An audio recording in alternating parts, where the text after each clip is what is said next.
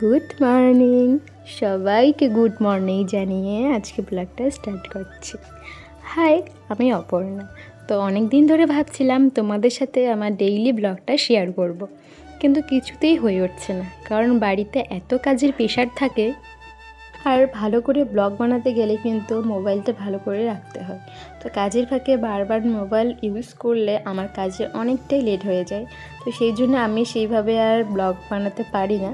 তো যতটুকু শর্ট টাইমের মধ্যে করা যায় ততটুকু করেই তোমাদের সাথে শেয়ার করি। তো ভাবছিলাম আজকে যাই হোক, যতটাই কাজের প্রেশার থাকুক না কেন, ভালোভাবে ব্লগটা শেয়ার করবো। তো আজকে না আমার ঘুম থেকে উঠতে না অনেকটা লেট হয়ে গেছে, প্রায় 8:30 9টা বেজে গেছিলো। আর আজকে হচ্ছে বৃহস্পতিবার, তো মা তো সকাল সকাল চলে গেছে ডিউটিতে, আর দিদি সকালে ওটা ঘরটরগুলো মুছেছিল।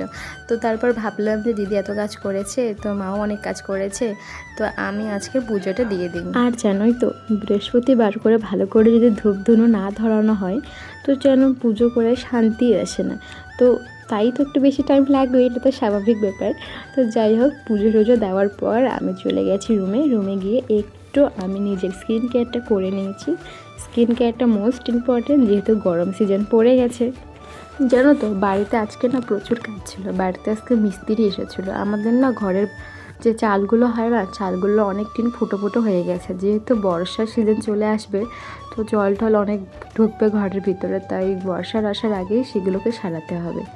আর হচ্ছে আমার পাশের বাড়ি একটা বৌদি বানিয়েছিল কচু শাক। তো আমি অনেক দিনে বলেছিলাম বৌদিকে যে কচু শাক বানালে কিন্তু আমাকে একটু দেবে, তো সেটাই দিয়েছিল। আর ছিল দই, আর ছিল ডাল, সেটা দিয়ে আমি রুটিটা খেয়ে নিলাম। আর তারপর দেখো দুপুরের দিকে একটু সুজ এসেছিলো আম নিয়ে, সেটাই আমরা সবাই মিলে আম মাখা করে খেয়েছিলাম। আর আম মাখাটা খেতে কিন্তু দারুণ ছিল।